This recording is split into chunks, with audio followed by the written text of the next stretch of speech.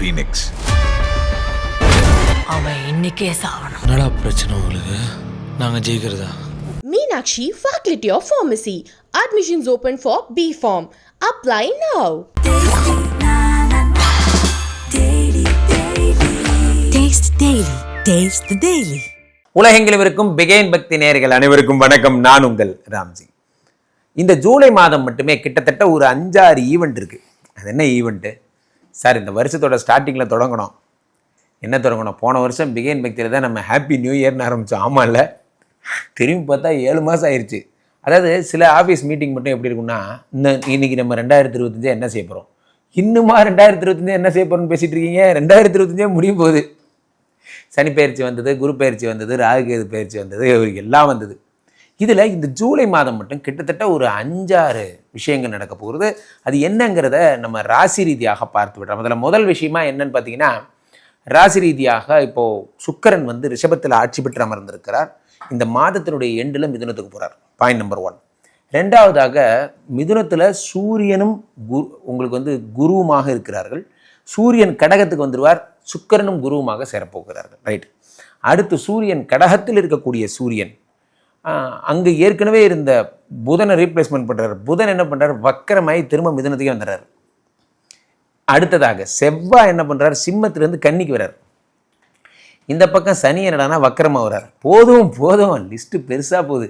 So இப்போ இத்தனை கிரகங்களும், புதன் வக்கரம், சனி வக்கரம், செவ்வாய் சிம்மம் டு கன்னி, அதே மாதிரி சூரியன் மிதுனம் டு கடகம், சுக்கிரன் ரிஷபம் டு மிதுனம், இப்போ இத்தனை விஷயங்களுமாக சேர்ந்து எந்தெந்த ராசிகளுக்கு என்னென்ன நடக்க போகிறது, யார் யாரெல்லாம் குபேர யோகம் பெறப்போகிறீர்கள், யார் யாருக்கெல்லாம் பணவரத்து வரப்போகிறது, யார் யாரெல்லாம் வெளிநாடு போகிறீங்க, ராசி ரீதியாக பார்த்து விடலாம். என் இதயத்தினிட பக்கம் இருக்கும் விருச்சிக ராசிக்காரர்களை, விருச்சிக ராசிக்காரர்களுக்கெல்லாம் இந்த 4 கிரக பயிற்சிகள் என்ன பலன்களை தரப்போகிறது? 4 கிரகத்தில் முதல்ல பார்த்திங்கன்னா அந்த சனி பார்த்திங்கன்னா 5ஆம் இடத்திலே சனி பகவான் வக்கரம் பெற்றிருக்கிறார்.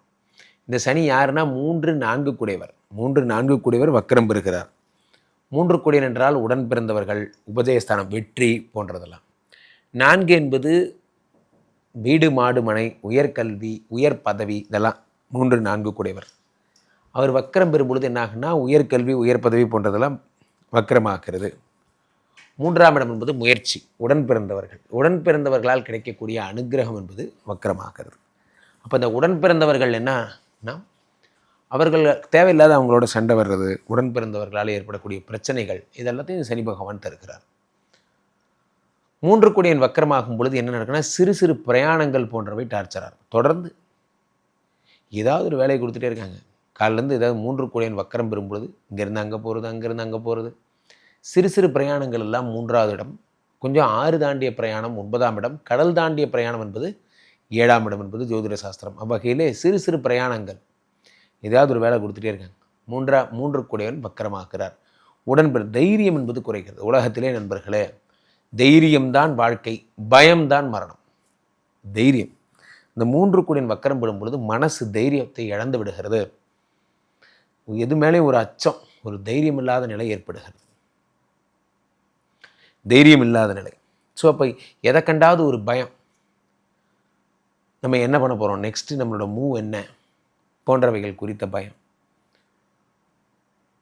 அடுத்ததாக இந்த 3 கூடையன் வக்கரம் பெறுவதைப் போலவே 5ஆம் இடத்திலே வக்கரம் பெறுவதால் புத்திர பிராப்தி, குழந்தைகள் ஸ்தானத்தில் என்ன ஆகிறது என்றால், குழந்தை IVF, IUI போன்றவை செய்பவர்களுக்கெல்லாம் மிக ஒரு லேகிங், ஒரு ப்ராப்ளம் என்பது உருவாகும். 5 கூடையவன் வக்கரம் பெறும் பொழுது தேவையில்லாமல் உங்களுக்கு என்ன ஆகுதுன்னா, புத்திர பிராப்தியில் ஏதாவது ஒரு பிரச்சனை வந்துகிட்டே இருக்கு. அது என்னன்னே தெரில, ஏதாவது ஒரு ப்ராப்ளம்.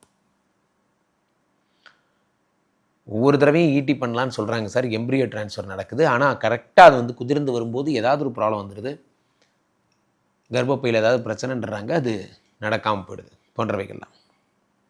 அடுத்து 8ஆம் இடத்திலே சுக்கிரனும் குருவும். அந்த சுக்கிரன் யாருன்னா 7 கூடையவர் 8ஆம் இடத்துல.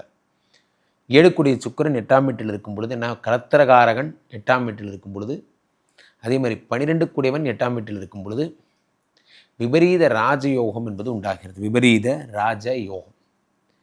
கலத்திரகாரகன் 8ஆம் வீட்டில் இருக்கும்போது உங்களுக்கு என்ன ஆகுறதுன்னா, மேரேஜ் சம்மந்தப்பட்ட விஷயங்கள், எல்லாம் ரொம்ப ஜாக்கிரதையாக இருக்கும். சுக்கிரன் ஆரம்ப நாளிலே மாதத்தின் முதல் 15 நாள் அந்த சுக்கிரன் ஆட்சி என்பதால் 7க்குடையவன் ஆட்சி பெற்று அமர்ந்திருந்தான். பிறகு 8ஆம் இடத்தில் மறையும் பொழுது என்ன ஆகிறது, டோட்டலாக அந்த இது இழந்துடுறீங்க திருமண வாழ்க்கையில் மகிழ்ச்சி என்பதை. 9ஆம் இடத்தில் பாதகாதிபதி வீட்டிலே புத பகவான் இருக்கிறார். அவர் வக்கரம் பெற்று 8ஆம் வீட்டிலும் திரும்பி செல்லுகிறார். அப்போ என்ன ஆகுன்னா, வக்கரம் பெற்ற 8ஆம் இடம்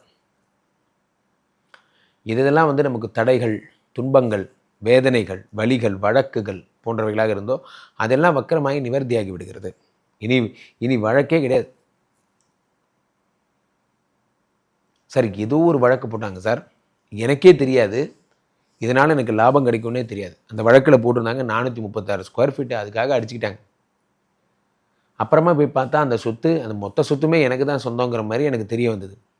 கெட்டதுலேயே ஒரு நல்லது, அவங்க பண்ண ஒரு கெட்டது எனக்கு நல்லதாக முடிஞ்சது போன்றவைகள்லாம் ஏற்படும்.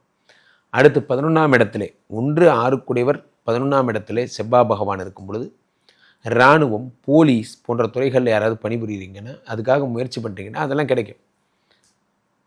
அப்போ கிராம அலுவலர் மாதிரி ஒரு நிர்வாகம் சார்ந்த, அதே நேரத்தில் ஒரு டாமினண்ட்டான ஒரு பதவி, தலையாரின்லாம் சொல்லுவாங்க பார்த்திங்கன்னா, அந்த கிராமத்தை அவர் தான் காப்பாற்றுவார். தலையாரி விஏஓக்கு அடுத்த லெவல். ஸோ அந்த மாதிரி, அதாவது வீரம் சம்மந்தப்பட்ட அண்ட் ஆல்சோ நிர்வாகம் சம்மந்தப்பட்ட ஒரு பதவி, நம்ம ஒரு நாட்டாம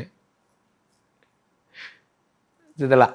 ஸோ அப்போ அந்த 4க்குடையவர் 5ஆம் இடத்துலேருந்து 5க்குடையன் வக்கரமாகப்பட்ட சனி, 11ஆம் இடத்துல இருக்கக்கூடிய செவ்வாய், 9ஆம் வீட்டில் இருக்கக்கூடிய சூரியன். இதுதான் பிரச்சனை. 10க்குடைய சூரியன் 9ஆம் வீட்டில் இருக்கும் பொழுது தொழில் விஷயத்தில் ரொம்ப ஜாக்கிரதையாக இருக்கணும். 9ஆம் இடம் என்பது பாதகாதிபதி சந்திரனோட வீடு. அங்கே 10க்குடையவன் இருக்கும்போது என்ன ஆகும்னா, அந்த பாதகம் என்பது அதிகமாகும். தொழில்காரகன் என்ன ஆயிடுறார், டோட்டலாக கொஞ்சம் கொஞ்சமாக உங்களை உங்கள் கையை விட்டு வேலை போயிட்டே இருக்குது. 10க்குடையவன் 9ஆம் வீட்டில் இருக்கும் பொழுது பணி என்பது என்ன ஆகிறது, கண்ணுக்கு தெரிஞ்ச கம்பெனி போனாலே ஒரே சண்டையாகவே இருக்குது. சார் நான் முடிவு பண்ணிட்டேன், வெளிநாடு போய் பழைக்கணும்னு முடிவு பண்ணிட்டேன் போன்றவையெல்லாம் பண்ணுவீங்க. அதெல்லாம் பண்ணிங்கன்னா இந்த மாதத்தினுடைய முதல் பாதியில் பண்ணிடுங்க. இது ஜூலை எண்டுக்குள்ளே பண்ணிடுங்க. எண்டில் பார்த்திங்கன்னா மறைஞ்சிருவார், அதுக்கு முன்னாடியே பண்ணிவிடுங்க.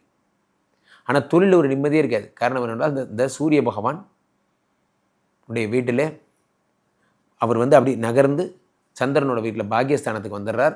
ஆனால் அவர் உங்களுக்கு பாதகாதிபதி. விருச்சிக ராசிக்காரர்கள் பொதுவாகவே இந்த 4ஆம் வீட்டு ராகுவால் தான் கடுமையாக பாதிக்கப்பட போகிறீங்க. ஏன்னா அந்த 4க்குடைய சனி தான் வக்கரமாக போகிறார். 4 என்பது உயர்கல்வி, உயர் பதவி, மதிப்பு, மரியாதை, கற்பு எல்லாமே அதான். அந்த கற்பு பாதிக்கப்படும் போது கண்ணுக்கு தெரிஞ்சே கேள்வி கேட்பாங்க. யார் கூட பேசிகிட்டு இருக்கீங்க, என்ன பண்ணிகிட்டு இருக்கீங்க, கண்ணுக்கு தெரிஞ்சே கேள்வி கேட்பாங்க. இதெல்லாம் நடக்கும். ஸோ அப்போ இந்த 4க்கு ஏற்கனவே 4ல் ராகு வேறு, சுகஸ்தானத்திலே ராகு, சுகஸ்தானாதிபதி வக்கரம், ஓடிக்கிட்டே இருப்பீங்க, எதுக்கு ஓடுறீங்கன்னே தெரியாது போன்றவெல்லாம் ஏற்படும். ஆக விருச்சிக ராசிக்காரர்கள் கீழே போயிட்டு இருக்க இந்த 2 நம்பரை கூப்பிடுங்க, உங்களுடைய சொந்த ஜாதகத்தை பார்த்து கொள்ளுங்கள். உலக புகழ் வாய்ந்த நமது ஸ்ரீமடம் தினசரி விஷ்ணுமாயாவிற்கு இங்கு மட்டும்தான் யாகங்கள் எல்லாம் நடக்கிறது. உங்களுக்கு எந்த பிரச்சனைகளாக இருந்தாலும் சரி, இந்த யாகங்கள் செய்து அதை நிவர்த்தி செய்து கொள்ளலாம். மீண்டும் ஒரு நல்ல பதிவில் சந்திப்போம். நன்றி, வணக்கம்.